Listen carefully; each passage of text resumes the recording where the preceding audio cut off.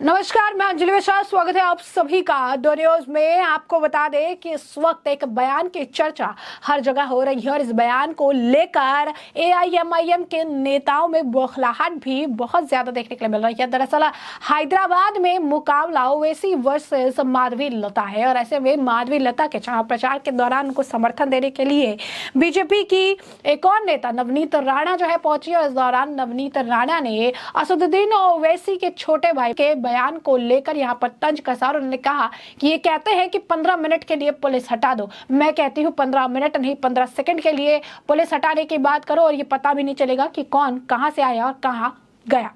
अब ऐसे में उनके इसी बयान को लेकर जो है अब ओवैसी में और साथ ही साथ जो है उनके पार्टी के जो नेता हैं उनमें बौखलाहट जमकर देखने के लिए मिल रही है। अब इस मामले पर बकायदा जो है रिएक्शंस देखने के लिए मिल रही है। अब ऐसे में क्या कुछ कहा जा रहा है, क्या कुछ प्रतिक्रियाएं आ रही है, ओवैसी और साथ ही साथ उनकी पार्टी के नेता इस बयान को लेकर क्या प्रतिक्रिया दे रहे हैं, आइए विस्तार से जान लेते हैं। तो देश में इन दिनों चुनावी माहौल देखने के लिए मिल रहा है, चुनावी मौसम है। विभिन्न राजनीतिक दलों के नेता विरोधियों के खिलाफ बयानबाजी कर एक दूसरे की पोल खोलने में लगे हैं।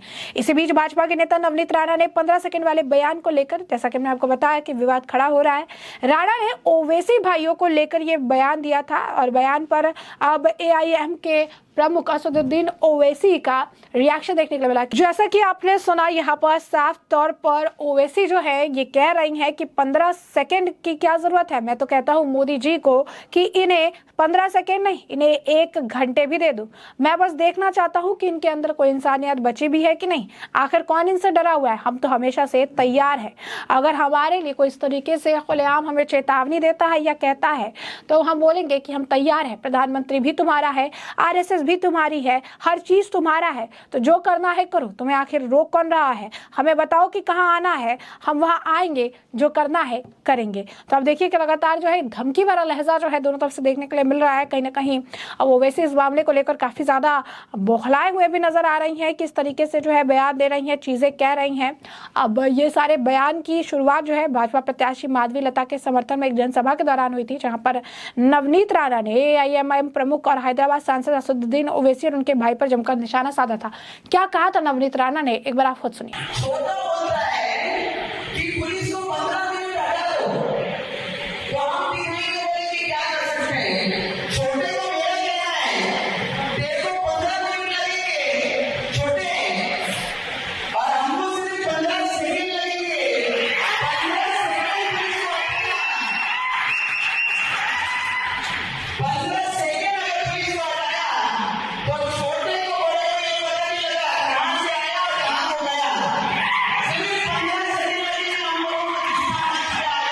तो जैसा कि आपने सुना कि नवनीत राणा ने बिना नाम लिए कहा था कि छोटा भाई बोलता है 15 मिनट के लिए पुलिस को हटा दो, फिर हम दिखाते हैं हम क्या कर सकते हैं। मैं उनको कहना चाहती हूं कि छोटे भाई साहब आपको तो 15 मिनट लगेंगे, लेकिन हमें सिर्फ 15 सेकंड लगेगा। 15 सेकंड के लिए अगर पुलिस को हटाया तो छोटे बड़े को यहाँ पता भी नहीं चल पाएगा कि वे कहाँ से आए और कहाँ गए। इसका एक वीडियो भी राणा ने अपने एक्स हैंडल पर पोस्ट किया। साथ ही उन्होंने इसमें दोनों ओवैसी बंधुओं को भी जो है टैग किया। जिसके बाद अब इस मामले पर जिस तरीके से जो है प्रतिक्रिया देखने के लिए मिल रही है, वैसे में एआईएमआईएम के नेता वारिस पठान ने भी इस मामले पर अपनी प्रतिक्रिया दी है। क्या कुछ कहना है वारिस पठान का भी, जरा आप खुद सुनिए। नवनीत राणा को इस मर्तबा समझ में आ गया है कि वो अमरावती से बुरी तरह से चुनाव हार रही है और अमरावती से आनंदराज अंबेडकर जी चुनाव भारी अक्सरियत के साथ जीत रहे हैं, जिनको हमारी पार्टी मजलिस ने समर्थन दिया था। तो ये जो उनको ये झटका पड़ा है, ये जो सदमा उनके दिमाग में लगा है, वो बर्दाश्त नहीं कर सक रही है और इस तरह की अनाप शनाप बातें करने लग गई। नहीं, क्या करेंगे आप? 15 मिनट नहीं, 10 मिनट नहीं, 15 सेकंड के लिए पुलिस को हटा दो। क्या करेंगे? 15 सेकंड के लिए पुलिस को हटा के सारे मुसलमानों को मार डालेंगे, कत्लेआम कर देंगे। क्या कर रहा है पुलिस प्रशासन? क्यों अब तक कोई कार्रवाई नहीं, कोई एक्शन नहीं? क्या कर रहा है इलेक्शन कमिश्नर? क्या ये बयान अलाउड है इलेक्शन के अंदर? हम चाहेंगे कि इलेक्शन कमिश्नर इस बात का संज्ञान ले, इस स्टेटमेंट का संज्ञान ले और इनके खिलाफ सख्त से सख्त कार्रवाई करे। अरे अब ये देखिए बीजेपी अपनी ओछी हरकतों पे आ गई। मुसलमानों को गालियां दो, 15 सेकंड हटा दो, सबको मार डालेंगे, पोलराइज करो सिचुएशन को, नफरत फैलाओ। देश के अंदर कम्युनल डिसहार्मनी फैला दो।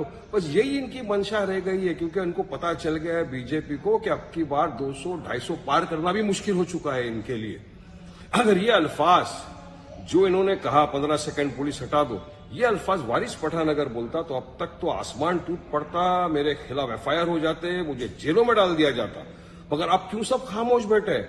तो हम तो चाहेंगे कि पुलिस प्रशासन भी और इलेक्शन कमिश्नर भी इस तरह के घटिया बयानबाजी का संज्ञान ले और इनके खिलाफ सख्त से सख्त कार्रवाई की जाए। तो जैसा कि आपने सुना कि वारिस पठान जो है कह रही हैं कि नवनीत राणा को समझ आ गया है कि वह इस बार अमरावती से बुरी तरह हार रही है, वह इस झटके, इस सदमे को सहन करने में असमर्थ है और इसीलिए वो ये सब बकवास कर रही है।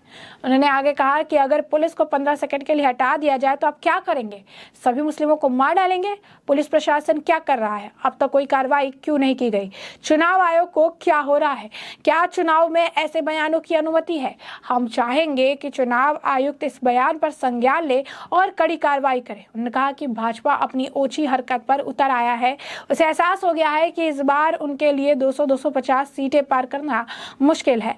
अब ऐसे में अगर आप देखेंगे तो इस तरीके के इनके द्वारा बयान दिए जा रहे हैं, लेकिन अगर कमेंट सेक्शन की बात करें तो वारिस पठान के बयान पर कमेंट जो है वो लगातार देखने के लिए मिल रहा है, जहां पे लोग उल्टा वारिस पठान को टारगेट कर रहे हैं और कह रहे हैं कि भाईचारे का ज्ञान आखिर आपकी पार्टी ना दे तो बेहतर है। एक व्यक्ति ने लिखा है कि पोलराइजेशन, कम्युनल डिसहार्मनी और आखिरकार देखो कि कौन बात कर रहा है। और जो है यहाँ पर जो है केटली जो है कहती है कि पॉट ब्लैक है, तो यहाँ पर वो सारी चीज़ें जो है कही जा रही है।